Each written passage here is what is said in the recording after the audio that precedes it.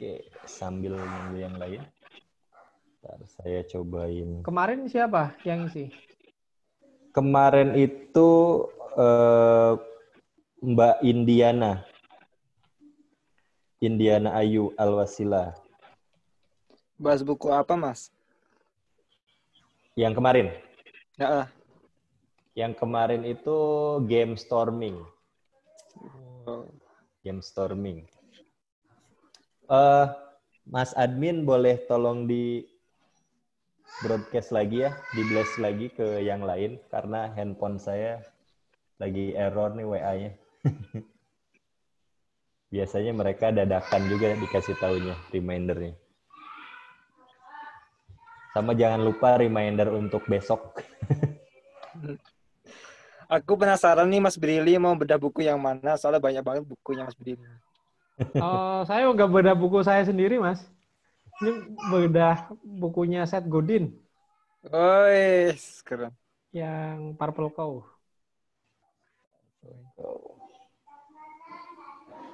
Oke, 2 menit lagi kita mulai ya. Oh, Mas Junaidi nih yang tadi pagi. Pembelajar setia. Salam Mas Junaidi. Belum masuk.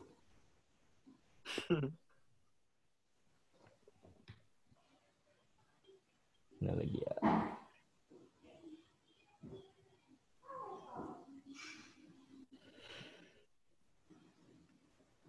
Oke.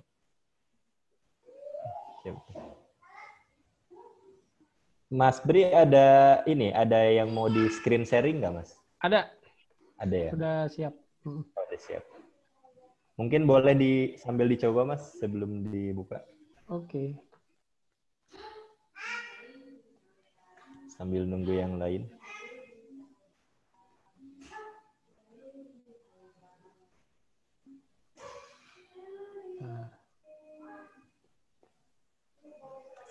Salam Pak Junaidi, apa kabar? Baik Mas, apa kabar? Alhamdulillah. Bisa ya, kelihatan ya? Oh iya, kelihatan. Mantap. Udah bisa. Oke, 1 menit lagi kita mulai ya. Siap. Ngobrol-ngobrol santai aja nih, Mas. Iya.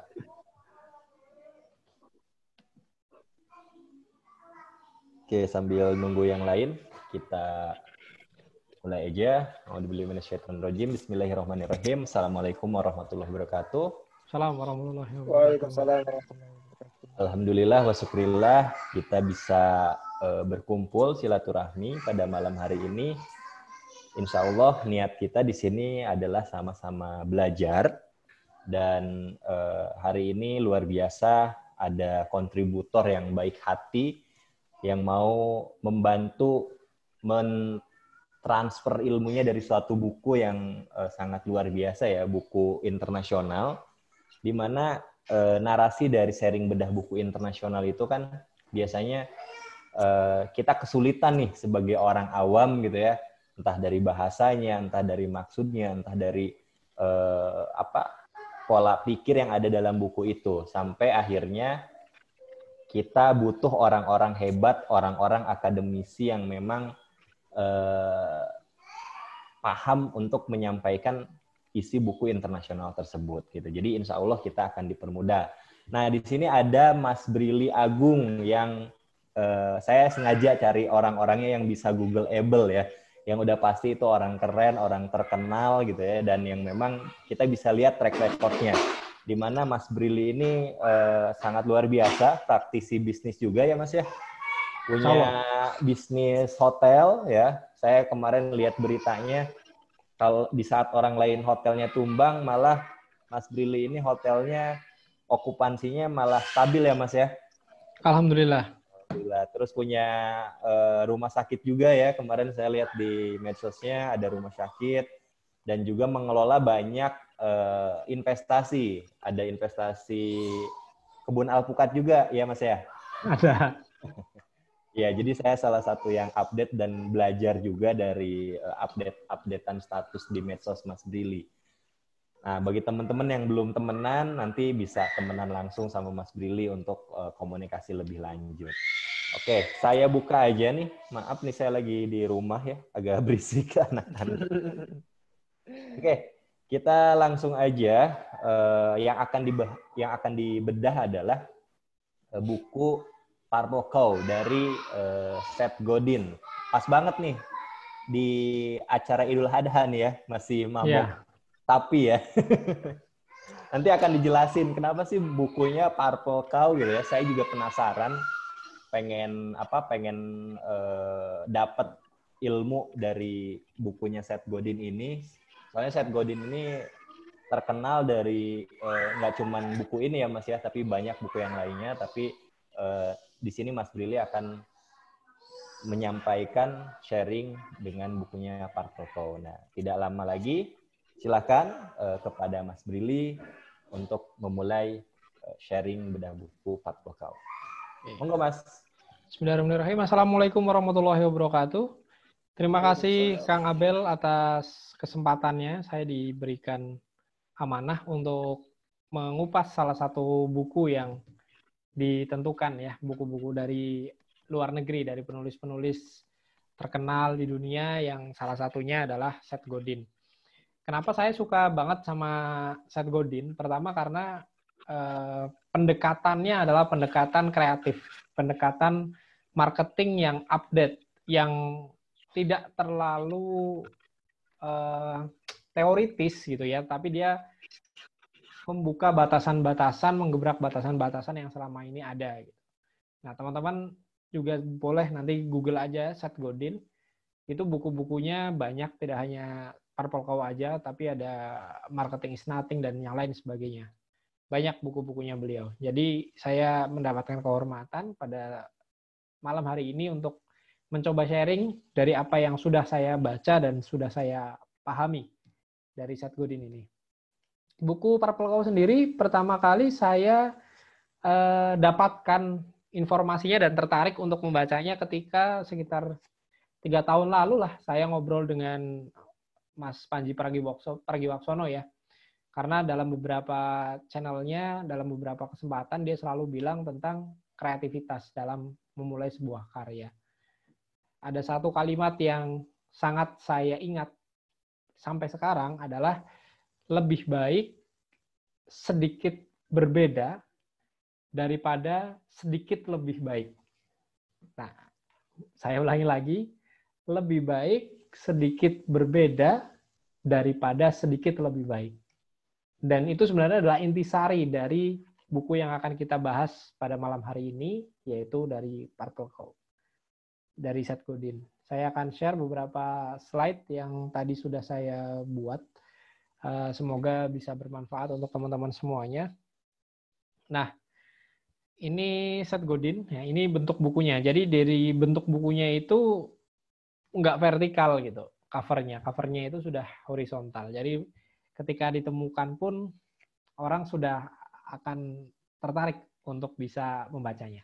Tapi sebelum saya memulai untuk membedah itu, izinkan saya memperkenalkan diri dulu, karena kalau nggak kenalan nanti katanya nggak sopan gitu. Apalagi mungkin di forum pada malam hari ini ada orang-orang luar biasa yang secara keilmuan, secara pengalaman, secara praktikal jauh lebih master dibandingkan saya. Jadi izinkan saya memperkenalkan diri dulu. Nama saya Brili Agung. Saya S1 saya itu pariwisata. S2 saya magister manajemen.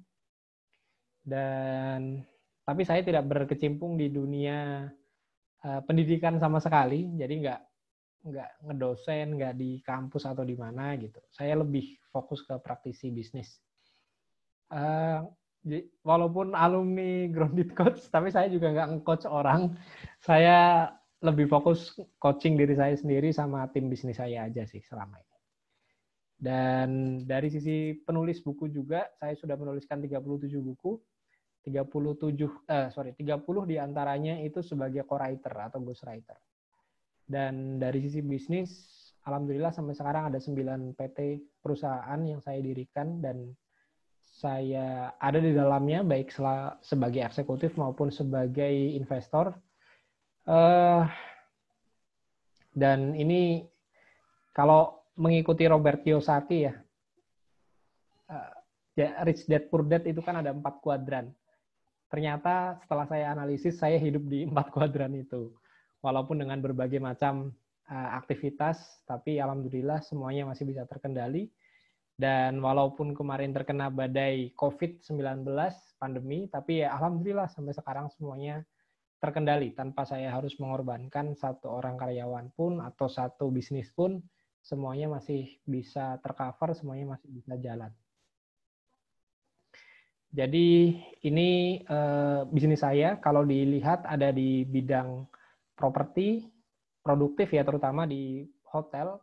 Saya nggak bangun rumah, saya nggak bangun yang lain, saya cuma bangun properti yang bisa diproduktifkan. Jadi secara capital gain dapat, dan secara cash flow harian juga dapat. Hotel, lalu ada rumah sakit. Saat ini izinnya masih klinik utama rawat inap, ada 2 di Sukabumi 1, di Banyumas 1. Ada kebun alpukat juga, ada digital marketing, ada provider training, penerbit percetakan buku. Ya, insya Allah beberapa yang lainnya. Nanti boleh kita diskusi. Sebentar. Nah, sebelum pandemi saya juga lagi senang-senangnya gelut-gelutan gitu ya. Suka MMA juga. Jadi ini udah 3 bulan pasif atau absen untuk latihan lagi. Tapi kalau ada teman-teman punya hobi yang sama, boleh kita sharing-sharing soal teknik. Oke, sekarang saya langsung ngobrolin soal buku ini, soal Purple Cow ini. Jadi, kalau teman-teman membaca buku ini, Seth Godin itu membukanya dengan sebuah cerita bahwa dia dan keluarganya pada suatu saat sedang menaiki mobil di satu pedesaan di Prancis sana, dan di sepanjang jalan itu dia menemukan sebuah lahan yang besar, sebuah padang rumput yang besar, yang sangat indah. Di situ juga ada ribuan sapi-sapi yang berwarna hitam dan putih sedang merumput di sana. Pada awalnya si Godin dan keluarganya ini itu terkejut. Mereka terkagum-kagum. Wah, ini pemandangannya indah banget. Pemandangan yang biasa mereka lihat di televisi atau mungkin hanya di lukisan-lukisan. Tapi pada saat mereka berkendara, mereka menemui pemandangan itu sepanjang jalannya. Sampai pada akhirnya di 30 menit pertama mereka masih amazed. 45 menit mereka sudah mulai bosan, 60 menit mereka malah justru sudah mulai overwhelmed gitu. Terlalu banyak melihat sapi-sapi sehingga mereka merasa mual. Dalam bukunya disebutkan seperti itu. Apa yang membuat mereka seperti itu? Karena sapi-sapinya semuanya sama. Sapi-sapinya semuanya berwarna hitam dan putih. Hingga Seth Godin berpikir, seandainya saja ada satu sapi berwarna ungu di lautan sapi berwarna hitam dan putih itu, pasti sapi berwarna ungu itu akan dia pikirkan sepanjang waktu, bahkan ketika sudah sampai rumah, dia masih memikirkan sapi berwarna ungu itu. Kenapa? Karena sapi berwarna ungu atau purple cow ini menjadi sapi yang remarkable, sapi yang berbeda, sapi yang membuat orang terkesima, membuat orang itu selalu terngiang-ngiang dalam pandangan dan kepalanya. Itulah disebutnya purple cow. Mungkin teman-teman juga bertanya, kenapa warna yang dipilih ungu gitu? Nggak warna kuning, nggak warna merah, atau nggak warna yang lain gitu. Padahal banyak sekali spektrum warna di luar sana. Kenapa harus purple? Nah, kalau Seth Godin tidak menyebutkan alasannya di sana, tetapi kalau saya menganalisis, karena depannya P. Purple itu depannya P. Sedangkan kalau kita belajar marketing mix atau bauran pemasaran, itu ada 7P kan, 7P, place, promotion, product, dan yang lain sebagainya. Nah, dia ingin menambahkan 1P lagi di sana, yaitu purple cow. Sapi berwarna ungu ini menjadi salah satu P baru dalam marketing mix. Teorinya Kotler kalau nggak salah. Nah, itulah yang ada sebagai intisari di bukunya Seth Godin ini.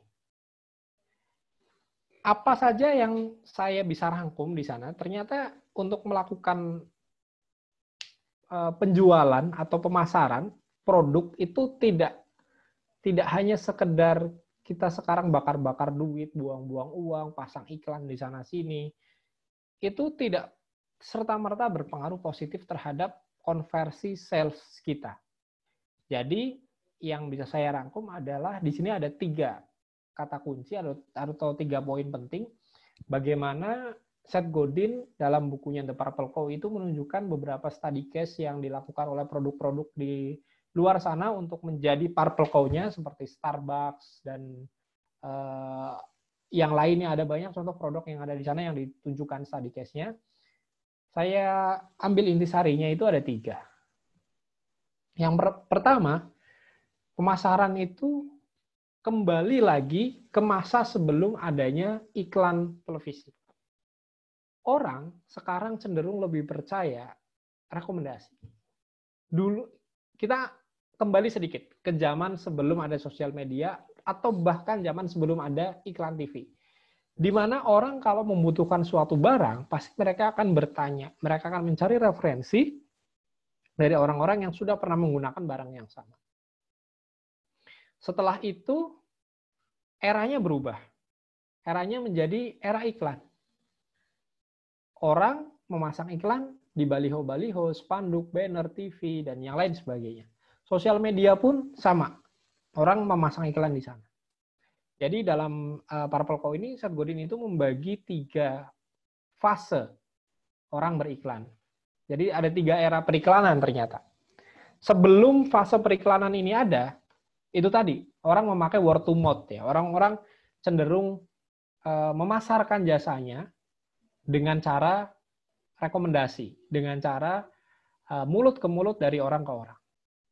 Ketika iklan booming, maka yang berjaya, yang merajai pasar adalah mereka yang punya anggaran besar untuk membayar slot di TV, membayar slot di radio, membayar slot di koran, majalah, dan yang lain sebagainya. Jadi produk-produk raksasa itu besar karena mereka memiliki anggaran pemasaran yang besar untuk menguasai media-media mainstream. Nah, sekarang ini fasenya sudah berbeda lagi. Ini sudah memasuki fase ketiga, yaitu fase setelah periklanan. Di mana orang-orang itu kembali mempercayai rekomendasi dari orang sebelum mereka memutuskan untuk membeli satu barang atau jasa. Jadi mereka lebih percaya review, mereka percaya rating, mereka percaya mungkin ulasan-ulasan dari influencer atau ulasan-ulasan dari orang-orang yang secara moral mereka percayai. Nah, ini yang dilakukan oleh produk-produk yang bisa bertahan, yang bisa menjadi Purple Cow, menjadi terus-menerus menjadi pembicaraan, tanpa harus mengeluarkan budget iklan yang sangat raksasa atau sangat besar. Ini dulu yang harus kita benahi. Tapi sebelum kita ngomongin pemasaran, syarat utama dari word to mouth adalah ada di produk dan kualitas pelayanannya itu sendiri. Jadi jangan pernah berharap produk kita menjadi Purple Cow, sesuatu yang berbeda, kalau kita masih belum selesai dengan kualitas produk yang kita tawarkan. Jadi kualitas produk itu adalah harga final, kualitas pelayanan itu juga adalah harga mati lah sebelum kita menjadikan produk kita sebagai Purple Cow, produk yang berbeda. Maka pertama yang harus kita siapkan adalah pastikan kualitas produknya itu bagus dan dibutuhkan. Kalau makanan ya pastikan makanannya enak. Kalau itu barang ya pastikan barangnya berkualitas. Kalau itu jasa, ya pastikan jasanya itu profesional. Jadi itu dulu.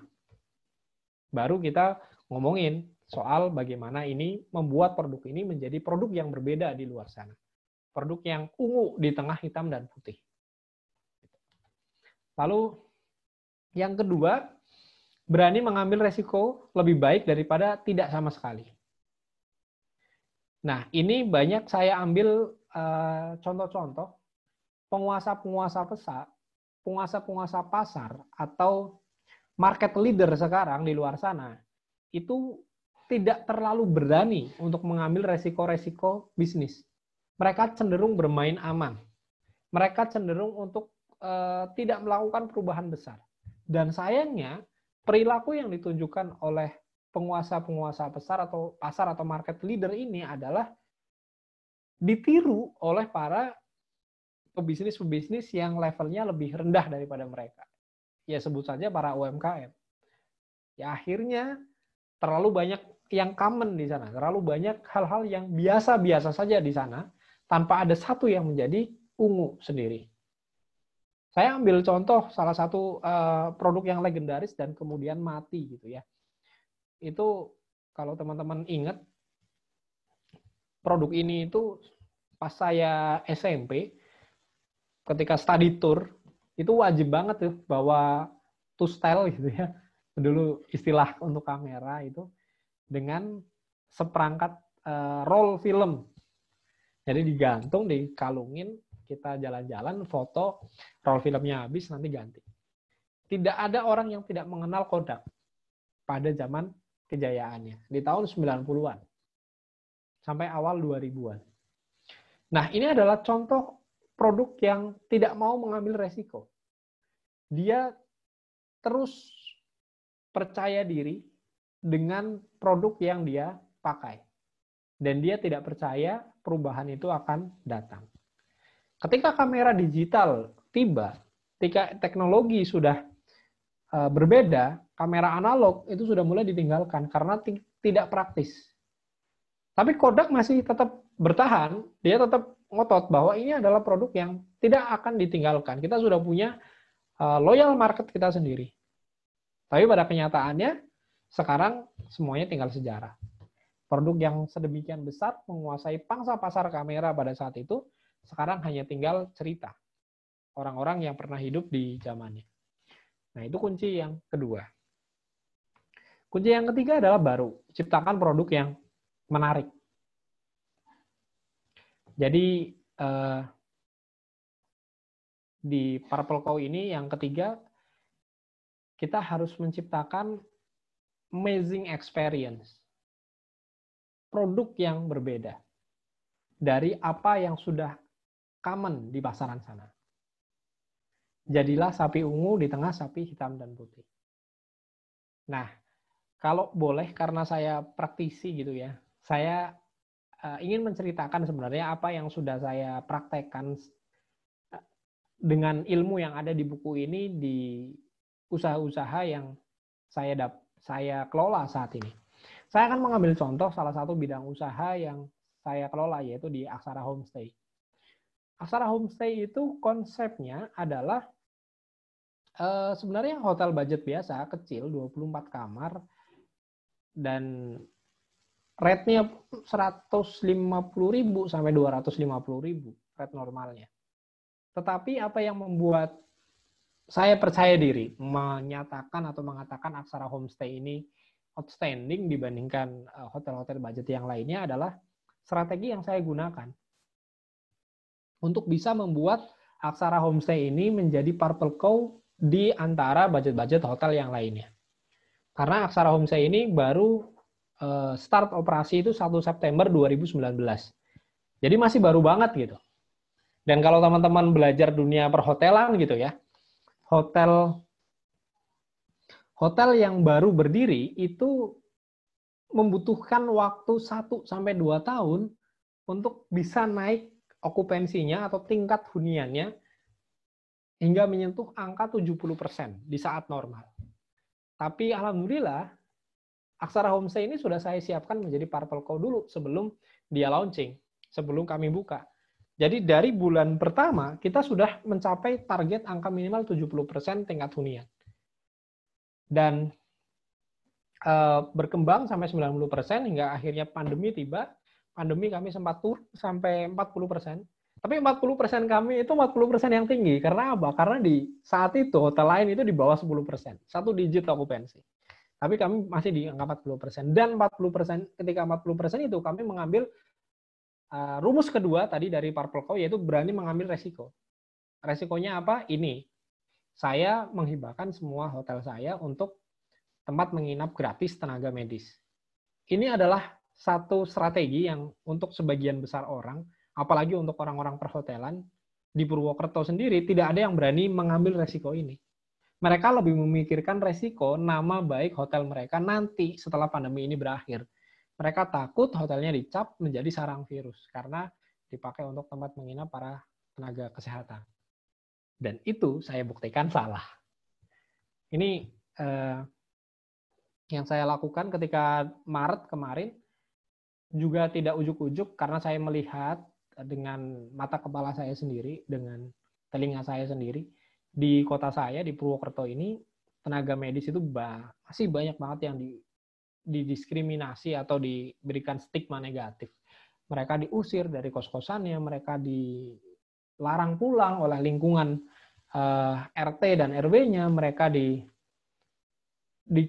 kayak dikucilkan gitulah ketika mereka pulang ke rumah. Padahal mereka adalah penyelamat kita gitu. Kalau mereka nggak berjuang dengan maksimal, disibukkan dengan hal-hal yang tidak berkaitan dengan medis, kenyamanan mereka terganggu, bagaimana mereka bisa memberikan pelayanan yang prima kepada kita ketika kita sakit.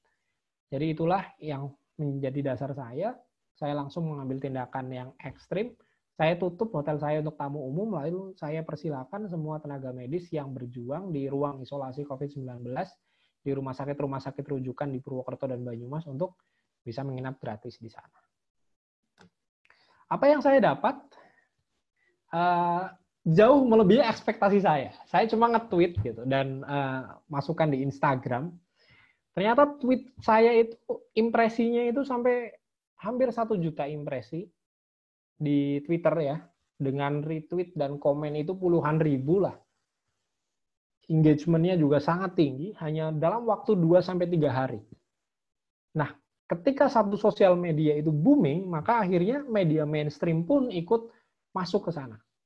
Mungkin hampir semua media online besar itu ikut meliput apa yang saya lakukan. Mungkin karena ini bukan dari konglomerat ya, saya bukan Surya Paloh, saya bukan Hari Tanuwijaya yang menghibahkan hotelnya, saya hanya seorang ya pebisnis kecil gitu dari kota kecil juga dengan hotel yang kecil juga. Dan apa yang terjadi dari situ akhirnya publikasi media mainstream. Yang terakhir itu saya bersama dengan Bang Andi Noya di Good People di Net TV bareng sama salah satu idola saya juga, ada Mbak Asmara Abigail ya. Dari situ saya kenal secara pribadi sama dia. Dan juga banyaklah di yang lain. Nanti boleh di Google sendiri, di CNN, bahkan masuk Silet ya, TVR, RCTI dan yang lain. Bahkan Tempo majalah pun ikut meliput di sana. Kompas.com dan yang lain sebagainya. Lalu pada saat bulan Juni, saya mulai mencicipi buah dari apa yang saya lakukan. Jadi ketika bulan Maret, April, Mei, itu saya gunakan full untuk tenaga kesehatan. Juni saya buka bertahap untuk tamu umum. Jadi untuk tenaga kesehatan, karena ruang isolasinya sudah berkurang di sini, pasien COVID-nya juga sudah menurun, maka yang tenaga kesehatan yang dibutuhkan pun semakin menurun. Jadi bulan Juni, saya dari 24 kamar, saya gunakan 6 kamar untuk tenaga medis, sisanya saya buka umum. Juni, alhamdulillah okupansi kita 80%, rata-rata 85-an. Dan Juli, bulan kemarin nih baru, ini statistik yang kita miliki, 90% tingkat hunian masih di era pandemi seperti ini. Tapi teman-teman nggak usah khawatir. Jadi justru hotel kami menjadi percontohan untuk penerapan standar protokol kesehatan gitu. Untuk operasional hotel di Purwokerto. Padahal banyak hotel-hotel lain yang lebih besar, yang lebih megah, yang lebih mewah gitu. Tetapi hotel kami yang dijadikan salah satu yang dijadikan percontohan. Jadi prediksi-prediksi pemain-pemain besar, pemain-pemain hotel besar di awal, ketika mereka takut menggunakan hotelnya untuk tempat menginap tenaga medis, saya putar balikan. Dan saya buktikan mereka salah, karena saya sekarang Juli itu sudah mulai 90% lagi. Ini rata-rata tingkat huniannya. Dan itulah kenapa dari situ saya optimis untuk mulai membangun hotel kedua. Jadi hotel kedua ini juga dibangun pada saat pandemi. Ini makin dibilang gila lagi sama orang-orang. Gila musim pandemi bangunnya hotel, coy. Udah tahu pariwisata lagi anjlok kayak gini kan, udah tahu dunia perhotelan itu anjlok. Tapi ketika mereka lebih memilih untuk tiarap, mereka memilih untuk wait and see, saya justru memilih untuk tancap gas di sini. Karena prediksi saya, ini pembangunan hotel bukan 1-2 malam. Saya bukan Badung Bondowoso yang punya ribuan jin untuk membangun hotel, membangun candi dalam 1 malam. Jadi saya sudah prediksikan, ini pembangunannya kurang lebih makan waktu 8 bulan, bulan Maret 2021 insya Allah grand opening, dan ketika Maret 2021 dunia itu sudah mulai berputar sama seperti sejak kala, walaupun mungkin ada sedikit penurunan ekonomi di sana. Ditambah analisis saya, data yang sudah saya dapatkan dari market ya, insya Allah datanya adequate dan first hand. Ya, kalau GBC ngerti pasti.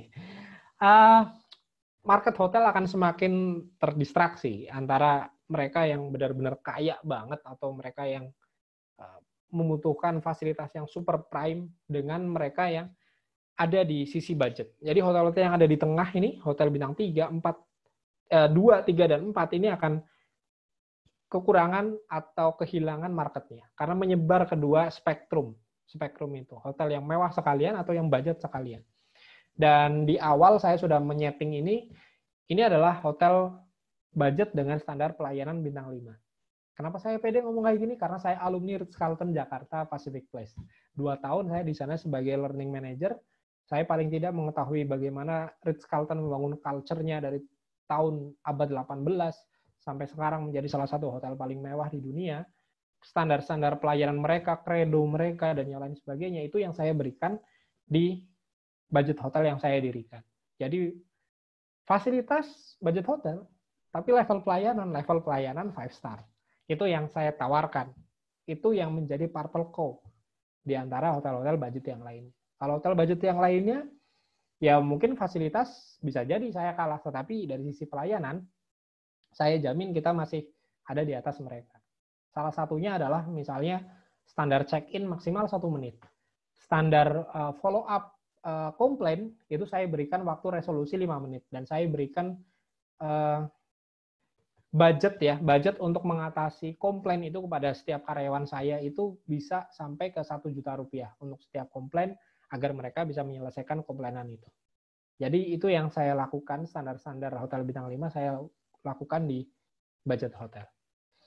Nah, ini udah rencana desain interior dan ini foto pembangunannya. Lalu apa yang sedikit berbeda dari hotel kedua yang sedang saya bangun?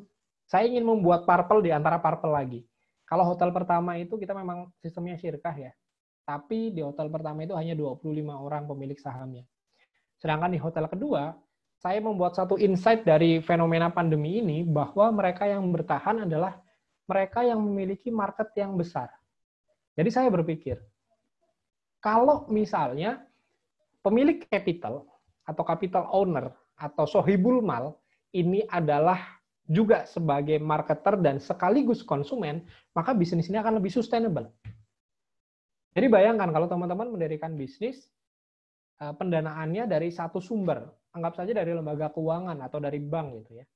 Ketika pandemi seperti ini, market sedang lesu, market sedang turun, mereka nggak peduli, tagihan ya tetap tagihan, harus tetap dicicil, walaupun mungkin ada relaksasi di sana-sini, tapi masih tetap harus bayar.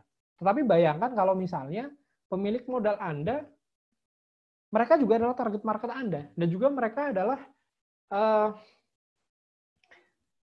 buzzer atau influencer alami untuk Anda tanpa harus mengeluarkan sepeser pun. Kalau di buku Purple Co itu istilahnya sneezer. Sneezer itu orang yang bersin gitu.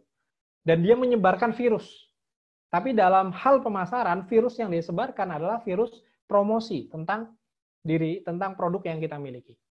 Jadi itulah kenapa saya buka sahamnya itu dari modal yang sangat kecil sehingga sampai sekarang pembangunan baru jalan 1 bulan, kita start peletakan batu pertama itu 1 Juli 2020, 60% saham sudah terjual dengan total 124 investor. Dengan strategi blueprint-nya nanti ketika hotel ini buka, maka investor-investor ini yang akan menjadi market pertama kami.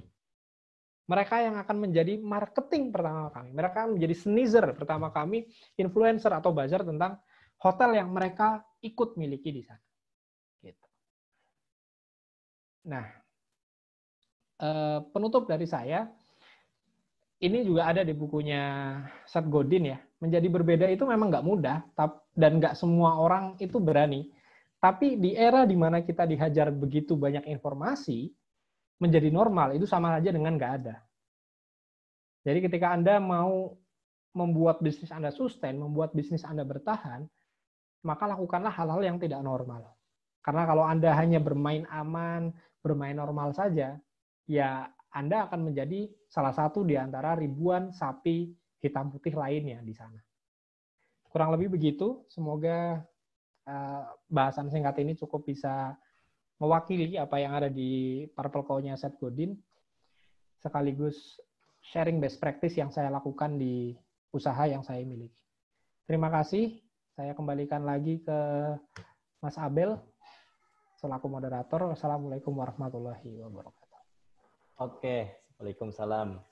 Terima kasih Mas Brili, tadi udah langsung dipraktikkan ya. Kalau saya lihat tadi Mas Brilinya sendiri ini langsung mempraktikkan Purple Cow-nya, dan saya rasa strateginya itu terinspirasi dari buku Purple Cow juga ya Mas ya. Nah, bagi teman-teman yang mau bertanya, silahkan, karena kita masih ada waktu sekitar 20 menit lagi. Bahasannya santai saja gitu ya, karena Mas Brili ini langsung praktisi. Jadi kita bisa bertanya langsung, apalagi yang punya bisnis, apalagi yang mau merintis bisnis, itu bisa langsung bertanya. Karena tadi kita lihat ya, Mas Brili ada di 4 kuadran langsung gitu ya, ada di 4 kuadran, dan juga pemilik 9 perusahaan ya, penulis 37 buku ya. Tadi kalau misalnya yang baru datang, jadi tadi perkenalannya udah Bapak Ibu di awal. Nah, jadi kesempatan bagus buat kita kalau misalkan mau bertanya nih. Nah, di sini ada beberapa yang udah bertanya nih Mas, dari Bu Ayi ya, Dokter Ayi. Ada pertanyaan, tahap-tahap apa yang harus dilakukan untuk menjadi Purple Cow, atau bagaimana menganalisis keunikan produk yang akan ditawarkan. Nah, itu Mas. Jadi kita misalnya punya produk nih, gimana sih tahapannya biar kita tuh dapat keunikan dari produk kita gitu. Ya. Itu Mas. Oke, terima kasih Mas Abel dan Dr. Ayi ya. Jadi sebenarnya apa yang kita pelajari di GBC ya, bersama Coach Fahmi itu, semua jawaban itu udah ada di sana untuk menjadi Purple Cow itu seperti apa. Tapi tools yang saya pakai adalah bagaimana kita menganalisis kompetitor dan kita menganalisis bisnis kita sendiri. Jadi Purple Cow ini kan pada intinya adalah menjadi berbeda. Ingat kata-kata saya di pembuka materi saya tadi adalah sedikit berbeda lebih baik daripada sedikit lebih baik. Kalau kita jualan makanan kita cuma sedikit lebih enak, itu kita nggak akan langsung menjadi laris gitu. Kalau kita misalnya jual produk gitu ya, produk kita misalnya apa ya, jam tangan gitu. Jam tangan kita desainnya sedikit lebih bagus, itu juga tidak bisa menjadi sebuah Purple Cow. Kita jualan properti, rumah kita desainnya sedikit lebih bagus, itu nggak ada nilai kalinya untuk pemasaran bisnis kita. Tapi kalau kita memilih untuk sedikit lebih berbeda, itu yang akan bisa menjadi leverage, akan menjadi faktor kali daripada pemasaran bisnis kita. Jadi gimana caranya, step-stepnya seperti apa? Ya kita harus memiliki data dulu. Seperti pendekatannya grounded, itu kita juga harus memiliki data yang adequate dan first hand. Bukan hanya tentang kita, tetapi tentang kompetitor atau dunia bisnis yang kita miliki. Kalau saya selalu mengambil best practice dari apa yang sudah saya lakukan. Karena tadi kata Mas Abel benar, saya praktisi, saya bukan akademisi. Jadi contohnya, tadi saya balik lagi ke Aksara Homestay ya. Saya melihat sebelum saya membangun ini, saya sudah mengumpulkan data. Ternyata orang-orang yang bermain di bisnis hotel, terutama hotel bintang 4, hotel bintang 5, hotel bintang 3, mereka tidak mempedulikan pemasukan dari cash flow. Jadi banyak banget di luar sana, hotel-hotel bintang 5, bintang 4, bintang 3, itu per bulan cash flow-nya minus. Karena operasionalnya nggak nutup. Efisiensi kayak apapun, itu pol-polan ya BEP lah setiap bulannya. Jadi orang yang bisnis hotel mereka nyari keuntungannya dari mana? Dari capital gain. Mereka bangun sekarang 100M, 5 tahun ke depan mereka jual bisa 500M. Oh, ternyata dari situ. Nah, terus untuk cash flow gimana ya? Cash flow-nya mereka manfaatkan misalnya dari aset itu mereka jaminkan dan jadikan agunan di bank, lalu mereka itu dijadikan sebagai biaya operasional harian.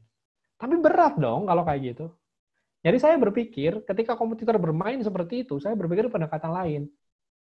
Kalau bisnis berbasis properti itu sudah pasti capital gain dapat gitu. Karena jarang sekali ada cerita nilai properti turun. Apalagi properti yang kita bicarakan adalah properti produktif. Tapi apa tidak mungkin untuk bisa mendapatkan revenue lain dari cash flow harian? Jadi saya di situ membuat satu sistem gimana caranya pengeluaran atau cost itu nggak lebih dari 50%. Dan saya buktikan itu berhasil. Saya hilangkan semua fasilitas-fasilitas yang sifatnya add-on. Saya cuma berikan fasilitas-fasilitas yang itu merupakan basic needs dari traveler, dari pasar yang saya sasar. Tenaga kerja pun yang selama ini menjadi porsi terbesar dari pengeluaran hotel, saya jadikan itu sebagai variable cost.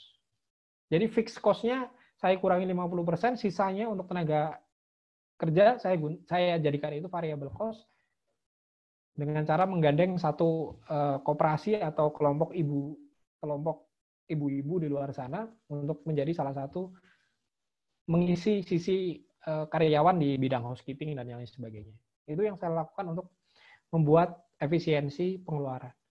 Jadi sekarang ketika saya diadu gitu ya dari sisi laporan keuangan, Aksara Homestay, hotel yang saya miliki, dari sisi financial report itu yang paling sehat di antara yang lain. Market capital gain sudah pasti didapat, cash flow setiap bulan pun sudah pasti didapat. Itulah kenapa dari bulan pertama saya buka, saya sudah bisa share profit atau dividen kepada investor saya. Karena di kami sistemnya bagi hasil itu setiap bulan. Nah, itu juga berlaku untuk produk apapun yang kita miliki. Sebelum kita launching produk kita, sebelum kita keluarkan produk kita harus memikirkan, ini purple cow-nya di mana? Gitu. Nah, itu tadi yang saya ceritakan itu dari sisi operasional, dari sisi manajemen. Tapi kalau dari sisi customer, purple cow-nya di mana? Ya, Aksara Homestay itu satu-satunya hotel budget dengan standar pelayanan bintang 5.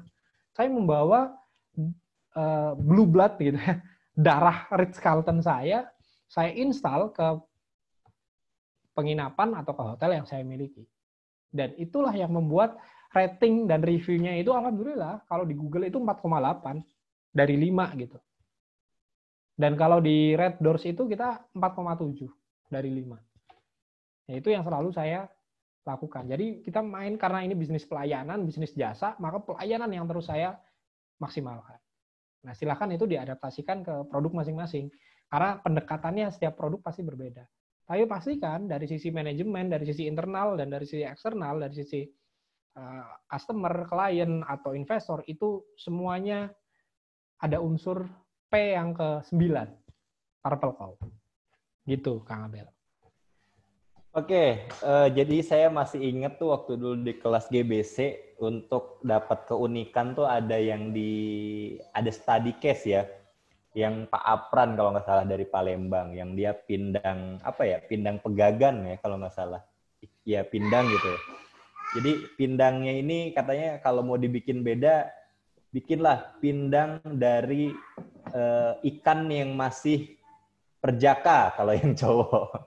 Dibuat dari ikan yang masih perawan gitu. Mungkin itu bisa juga Bu dibikin pembeda tuh Bu. Bakakak dari ayam yang masih terjaga terjaga kehormatannya gitu ya, sehingga masih empuk gitu. Bisa kayak gitu ya. Ya ada yang 13 terbaik ini sampai akhirnya kita dapetin satu menjadi pembedanya, kalau nggak salah tahapannya itu ya. Nah, ini ada pertanyaan lanjutan nih, Mas. Apakah keunikan tersebut berbasis customer atau pesaing gitu? Ini kalau misalkan kita lihat mungkin pendekatannya dari SWOT nih biasanya ya. Dari SWOT kan ada tuh kita benchmarking. Nah, kira-kira yang sekarang ini masih relevan, Mas, itu ke customer atau ke pesaing? Kalau tadi kan saya mendalami Mas Brili melihat pesaing ya, kompetitor kayak gitu. Nah, kalau misalkan saat ini apakah lebih kita benchmarking ke pesaing juga dengan tadi mungkin SWOT tadi, atau malah kita harus mengutamakan segmentasi pasarnya dulu, marketnya dulu, atau customernya dulu. Nah, ini pertanyaan dari Bu Ayi, lanjutannya. Kira-kira keunikan ini lebih condongnya atau lebih efektifnya ke mana nih? Berbasis apa nih? Customer atau pesaing nih, Mas? Kalau versi saya, dua hal itu nggak dapat dipisahkan. Jadi unik di mata customer itu berarti kita harus tahu dulu pemetaan dari kompetitor. Kompetitor itu sudah menawarkan apa kepada customer. Sedangkan untuk menjadi Purple Co kita harus menawarkan sesuatu yang berbeda. Tetapi menjadi sesuatu yang berbeda bukan menjadi sesuatu yang asing, bukan menjadi sesuatu yang aneh gitu. Percuma kita berbeda kalau itu tidak dibutuhkan oleh customer. Percuma kita menjadi berbeda kalau ternyata perbedaan yang kita tawarkan itu malah justru dihindari sama customer. Jadi dua hal itu menjadi sesuatu yang berkaitan. Ya mungkin pertama kita riset dulu nih. Dari semua kompetitor yang ada, itu apa saja kelebihan dan kekurangan mereka. Tadi yang kalau kata Kang Abel, analisis SWOT-nya itu kita udah punya lengkap dulu, tapi analisis SWOT dari sisi kompetitor. Nah, dari situ kita coba masuk di hal-hal yang mereka masih lemah.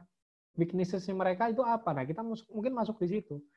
Tapi untuk mengeksekusi itu juga kita harus lihat customer kita. Ini benar nggak dibutuhkan sama customer-nya? Taunya benar atau enggak, gimana ya? Kita melakukan riset lagi. Risetnya riset ke pasar, riset ke customer. Target market kita mana? Nah, ini mainnya kalau di GBC itu kita diajarkan untuk menyedot data itu secara digital. Ya Pak Suryadin Laudang itu expertnya di sana untuk mengetahui apa sih yang sebenarnya diinginkan oleh customer, grafiknya gimana, trennya gimana, needs-nya mereka itu apa. Nah, itu bisa kita dapatkan dari sana. Dua data itu kita satukan jadi satu. Dari kompetitor apa, dari sisi customer apa. Oh, ternyata yang bisa kita penetrasi di kelemahan kompetitor ini hal A. Kita bisa penetrasi itu hal A, B, C, D, E misalnya. Tapi ternyata setelah kita riset customer yang ternyata benar-benar dibutuhkan oleh customer cuma si A gitu. Ya udah kita fokus di A. Karena mungkin yang B, C, D, E itu mungkin jadi kelemahan kompetitor kita, tapi di sisi lain itu tidak terlalu dibutuhkan oleh customer. Ya buat apa? Jadi kita lebih fokus ke sana. Jadi pendekatannya mana yang dipakai, dua-duanya dipakai. Gitu, Kang Abel, kurang lebih ya. Iya, siap. Itu versi saya. Kalau misalnya teman-teman ada yang memiliki pendapat lain, monggo di-share juga. Siapa tahu dari situ saya juga pasti akan bisa belajar. Siap. Ya,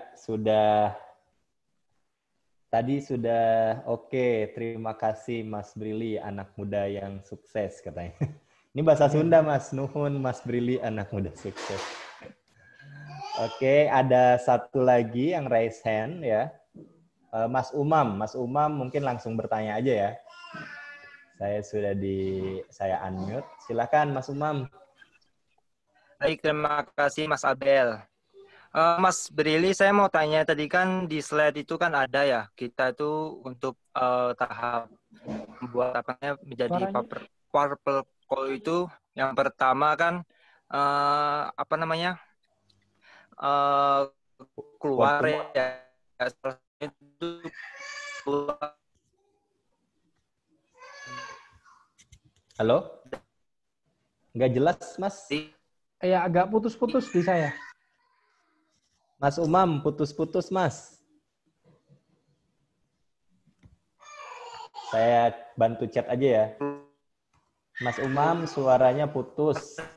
Coba di chat aja kayaknya, Mas.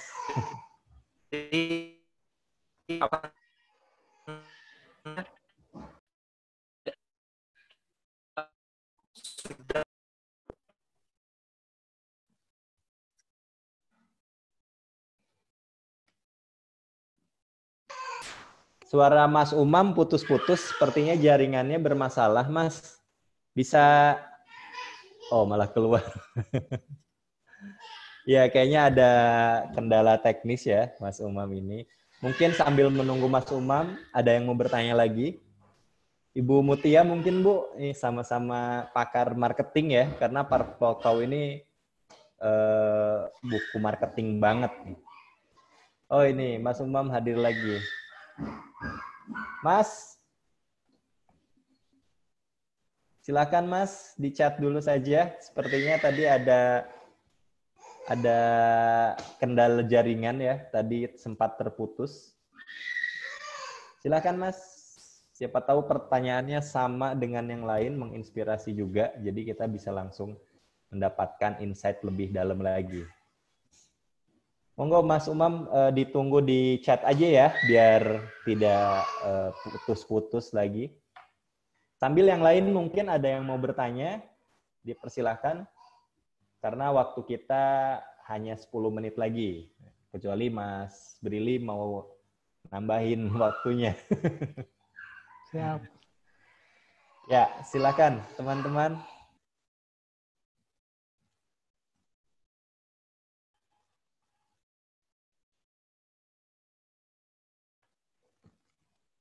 Nah, ini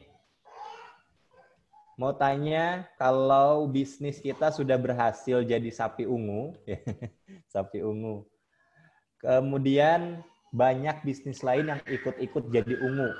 Bagaimana langkah selanjutnya? Terus dari Mas Latif ada juga ya. Mungkin nanti takutnya berhubungan pertanyaannya, nanti bisa langsung aja saya bacakan ya Mas Brili ya. Itu dari Mas Umam. Jadi Mas Umam mengkhawatirkan sapinya udah ungu, ternyata yang lain juga jadi ikut ungu. Jadinya semuanya ungu deh, normal lagi gitu, kayak hitam putih kan ya. Nah, itu dari Mas Umam. Kalau dari Pak Latif, tes di lapangan dan evaluasinya bagaimana? Apakah pernah Mas Brili gagal untuk membuat produk Purple Cow? Bagaimana antisipasinya? Nah, mungkin bisa saling berhubungan nih Mas Brili. Monggo. Oke. Oke, dari yang pertama dulu ya, mungkin dari Mas Umam dulu. Oke, yang namanya inovasi itu tidak hanya sekali, Mas. Inovasi adalah proses berkelanjutan. Begitu juga dengan proses pemasaran gitu. Karena pemasaran itu sumber atau objek datanya itu ada di customer needs. Nah, sepanjang customer needs ini selalu berubah-ubah, relevan dengan generasinya gitu ya. Generasi boomer seleranya berbeda dengan gen milenial, seleranya berbeda dengan gen X, gen Y, gen Z gitu. Jadi setiap generasi punya needs dan wants yang berbeda-beda. Maka sepanjang itu pula lah kita sebagai pemilik bisnis harus juga terus meriset data yang valid agar bisa relevan dengan apa yang kita tawarkan kepada mereka. Salah satu contoh yang bagus banget ya apa yang dilakukan oleh Apple. Apple itu dari generasi pertama, kedua, ketiga, dan seterusnya itu selalu menyajikan sesuatu yang berbeda. Mungkin kita ingat dulu ya waktu apa namanya itu Kang Abel yang untuk Piranti dengerin musik dari Apple itu apa namanya? iPod. iPod ya betul. Waktu iPod pertama kali muncul itu udah sangat Purple Cow banget. Apa yang paling saya ingat? Dulu itu zamannya Walkman. Kalau masih ingat ya, Walkman itu semua kabelnya, headsetnya itu pakai kabel warna hitam. Kenapa? Agar samar ketika kita pakai baju yang berwarna gelap. Tapi iPod ketika muncul langsung pakai warna putih. Dengan tujuan sebaliknya agar orang-orang tahu bahwa yang sedang dia pakai adalah iPod. Nah, itu menjadi Purple Cow yang sangat dahsyat gitu. Efeknya di kemudian hari. Menjadi mendengarkan musik dengan piranti headset dengan kabel berwarna putih, akhirnya diikuti oleh produk-produk yang lainnya kan. Nah, apakah yang dilakukan oleh Apple dengan iPod, inovasi iPod-nya hanya berhenti di situ? Enggak, mereka masih tetap menciptakan terobosan-terobosan yang lain. Setiap masa berubah, walaupun setiap perubahan mereka selalu diikuti, tetapi sebagai followers, ya mereka tidak akan mungkin bisa mengejar atau mendahului si leaders ini. Trend leader atau trend creator ini. Nah, karena yang namanya perubahan itu adalah suatu keniscayaan, maka yang namanya inovator, yang namanya marketer, itu harus terus mengubah atau harus terus merefresh ya. Ketika Purple Cow yang kita ciptakan lambat laun sudah menjadi hitam putih, ya kita harus memikirkan cara lagi gimana ini menjadi purple lagi gitu. Gimana ini menjadi ungu lagi. Itu yang saya pahami dari prosesnya. Nah, lalu untuk pertanyaannya Pak siapa tadi? Pak Latif ya, Pak Latif. Tes di lapangan dan evaluasinya bagaimana, itulah kenapa saya selalu tekankan ya pendekatan grounded ini juga sangat relevan dengan apa yang saya hadapi gitu. G-nya itu kan grab the data. Jadi sebelum kita memunculkan sebuah inovasi, ya inovasi itu bukan hal yang sifatnya wah ini pride, ini sesuatu yang berbeda, ini sesuatu yang wajib ada, ini sesuatu yang wajib orang tahu, itu bukan dari kita gitu. Untuk menciptakan sebuah inovasi, kita harus berdasarkan dari data yang ada di lapangan. Karena banyak banget inovator di luar sana memunculkan produk-produk yang aneh, unik, ajaib, tapi produknya hilang ditelan zaman, hilang di dalam keriuhan informasi. Ya kenapa? Karena mungkin ya produk itu tidak terlalu dibutuhkan. Tapi mereka menganggap itu produk yang baru gitu, penciptanya. Tapi ternyata market meresponnya berbeda. Yaitu karena lebih memunculkan produk lebih kepada self ego. Nah, untuk menghindari hal seperti itu, antisipasinya gimana? Antisipasinya grab the data, data yang adequate, ada data yang valid, itu menjadi hal yang wajib sebelum kita meluncurkan sebuah produk baru. Ya memang harus ada trial and error-nya. Itulah kenapa kalau startup sekarang, itu istilahnya itu bakar duit di awal-awal. Agar apa? Agar semakin banyak orang menikmati experience-nya. Tapi kalau kita nggak punya modal seperti startup raksasa itu, ya kita bisa melakukan hal yang berbeda. Kita bisa melakukan pintu yang lain tanpa harus bakar-bakar duit. Gitu.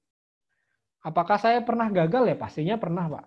Pernah beberapa kali, bukan hanya sekali dua kali, banyak gitu. Ketika saya meluncurkan 1-2 inovasi produk yang menurut saya itu bagus dan baru, menurut saya itu ungu di tengah hitam dan putih, ternyata respon market tidak seperti apa yang saya prediksi. Itu pernah.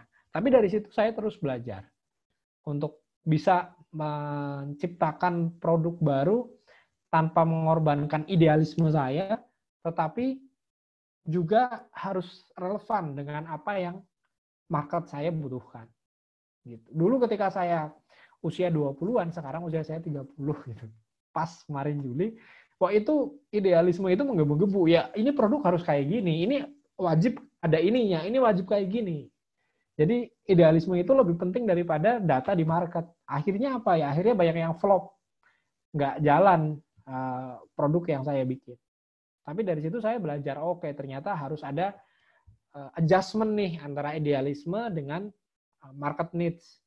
Nah, itu yang sedang saya klopkan sekarang dan sedang saya mulai munculkan ketika saya keluar dengan produk-produk baru di luar sana.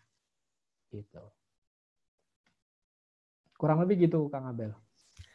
Iya, mudah-mudahan menjawab ya Mas Umam dan Pak Latif ya. Jadi memang tetap Mas, kita namanya bisnis harus terus bergerak. Kalau enggak, ya itu tadi akan banyak kompetitor yang jadi sapi-sapi ungu lagi. Nah, saat mereka udah ungunya redup, kita harus tetap jadi sapi ungu yang cerah ya.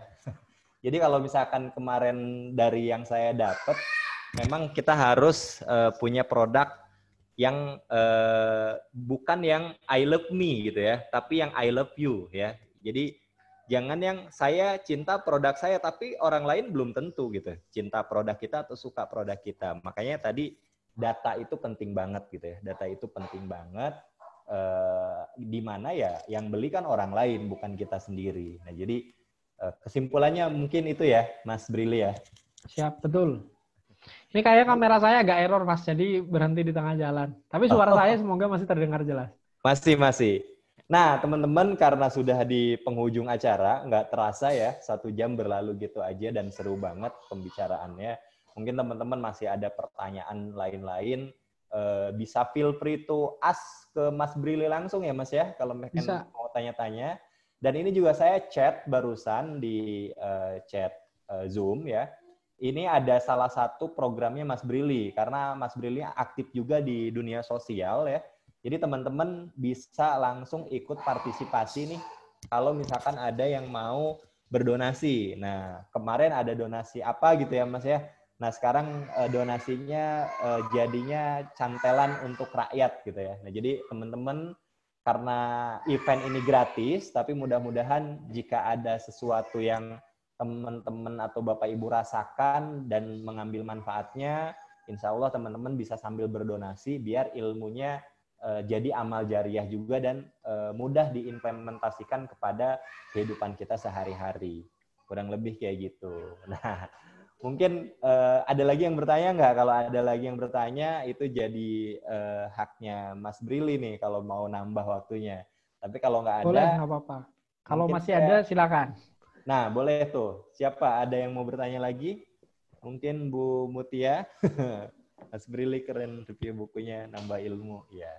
Enaknya gitu nih, kalau di-sharingkan ya, kita langsung dapat intisarinya.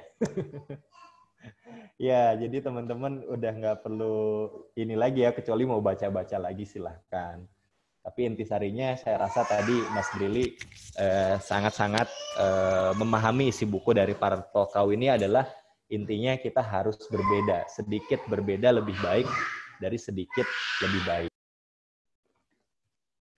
Oke, kalau nggak ada pertanyaan lagi ya, karena tadi sudah diperkenalkan dan mungkin ini juga nanti boleh saya upload ke YouTube, Mas.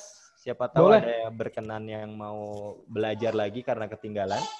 Monggo boleh, Mas. Silakan. Siap. Oke, Mas, mungkin sebelum ditutup, Mas Brili bisa ada satu patah kata, dua patah kata dulu untuk menutup atau summary dari hasil Purple Cow tadi. Apa kira-kira mungkin ada pesan, mungkin ada wejangan nih dari yang langsung praktisi. Silakan Mas, sebelum kita tutup. Terima kasih Kang Abel. Pertama saya mengapresiasi inisiatif yang dilakukan Kang Abel dengan pembahasan buku-buku internasional ya, dengan menghadirkan banyak sekali narasumber yang expert di luar sana sehingga kita memiliki kemudahan untuk bisa memahami intisari dari suatu buku tanpa harus membacanya word by word gitu. Tapi ini merupakan inisiatif yang sangat brilian menurut saya. Lalu bagi teman-teman semuanya, dunia ini terus berputar dan kadangkala kita terlambat untuk tahu kemana arah dunia ini akan berputar. Dan kadangkala arah putaran dunia ini itu tidak bisa diprediksi oleh sebagian besar orang. Seperti apa yang kita alami di bulan Maret 2020, dari awal tahun 2020 malah, yaitu pandemi COVID-19 ini. Dan ketika itu terjadi, maka hanya mereka yang siap terhadap perubahan, hanya mereka yang siap terhadap inovasi yang masih bisa terus bernafas, masih bisa terus bergerak. Dan saya berharap kita adalah salah satunya. Dari buku Purple Cow-nya Seth Godin ini, kita juga diajarkan untuk terus-menerus melakukan inovasi, melakukan perubahan, melakukan sesuatu yang unik, sesuatu yang berbeda, sesuatu yang belum disadari oleh kompetitor kita, hingga akhirnya kita menjadi trendsetter. Hingga akhirnya kita menjadi sebuah pemimpin inovasi di satu produk gitu. Trend leader. Nah, jadi jangan terburu puas dengan 1-2 keberhasilan kecil di dalam bisnis kita, karena bisa jadi bulan ini kita berhasil karena kondisi pasar yang seperti ini, tapi bulan depan kondisi pasar bisa tiba-tiba 180 derajat berubah. Nah, jadi kita harus terus menyiapkan segala macam skenario, segala macam strategi agar bisa beradaptasi di semua macam kondisi. Jadi, monggo teman-teman untuk mempelajari itu, karena waktunya hanya terbatas, ya 1 jam, jadi mungkin tidak terkupas secara tuntas. Bisa langsung membaca bukunya Seth Godin yang berjudul Purple Cow. Kalau butuh e-booknya ada di Kang Abel. Nanti mungkin Kang Abel bisa share bukunya ke teman-teman kalau ingin membaca itu sendiri. Tapi dari saya ini buku yang sangat bermanfaat, buku yang sangat praktikable, buku yang bisa saya praktekkan dan hasilnya alhamdulillah positif. Kurang lebih begitu, Kang Abel. Terima kasih atas kesempatannya untuk bisa sharing di forum ini. Oke, luar biasa. Terima kasih buat Mas Brili sudah menyempatkan waktunya. Di tengah kesibukannya tadi kita lihat sendiri, Masya Allah, sangat luar biasa ya. Masih muda juga, tapi sangat-sangat produktif ya. Ada karya-karyanya sangat berprestasi. Nah, Terima kasih sekali lagi Mas Brili. Mudah-mudahan Allah balas kebaikan Mas Brili yang sudah menginvestasikan waktunya, meluangkan waktunya, ilmunya untuk kita semua. Mudah-mudahan jadi amal jariah. Kita doain sama-sama. Bisnisnya lancar ya, keluarganya sehat, semuanya Mas Brili sehat dan berkah atas apa yang dihasilkannya. Nah, di sini juga ada narasumber sebenarnya ya, Bu Mutia, Bu Ayi yang kemarin udah ngisi. Bu Mutia insya Allah nanti mengisi juga ya, yang pastikan teman-teman terus hadir di acara sharing bedah buku ini. Dan besok ada Pak Agung ya, Pak Agung ini punya perusahaan juga, perusahaan Excellent Institute yang membantu kalau mau kita sekolah ke luar negeri kayak gitu. Nah, jadi Pak Agung ini besok bedah bukunya Zero to One. Insya Allah jam 9, mudah-mudahan nggak ada kendala teknis, nanti akan dikabarin lagi untuk besok jam 9 pagi. Nah, kalau Bu Muti tadi di chat ya, Never Eat Alone, tanggal 8 jam 9 pagi juga. Oke, mungkin saya cukupkan ya, saya tutup sekian pertemuan pada malam hari ini. Mudah-mudahan menjadi sesuatu yang sangat bermanfaat untuk kita semua. Mohon maaf jika ada kekurangan ya, apalagi saya lagi di rumah, anak-anak kecil nih, ada 3 orang bocah-bocah di sini. Ya, mudah-mudahan teman-teman bisa mengikhlaskan kalau ada kesalahan dan kekurangan. Sekali lagi terima kasih Mas Brili ya, sukses selalu. Terima kasih untuk teman-teman semua yang hadir. Saya ucapkan, saya tutup. Assalamualaikum warahmatullahi wabarakatuh. Waalaikumsalam warahmatullahi wabarakatuh. Ya, jadi sudah resmi.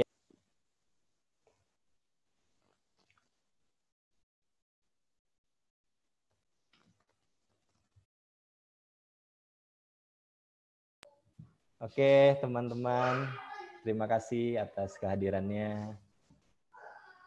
Saya jadi yang keluar terakhir. Kalau sudah tidak ada. Terima kasih. Nanti saya upload juga di YouTube. Dari yang pertama ya. Semuanya belum diupload sih. Lagi proses editing. Ya, siap. Nanti saya... Jangan lupa besok Pak, hadir lagi jam 9. Ada lagi Zero to One bukunya.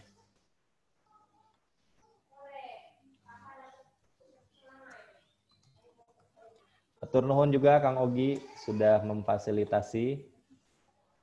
Wah, ini Bu Adianti baru datang, Bu. Udah dari tadi ya? Udah dari tadi juga. Ya, semoga bermanfaat ya, Bu, ilmunya. Oke, saya undur diri. Di stop recordingnya. Assalamualaikum warahmatullahi wabarakatuh.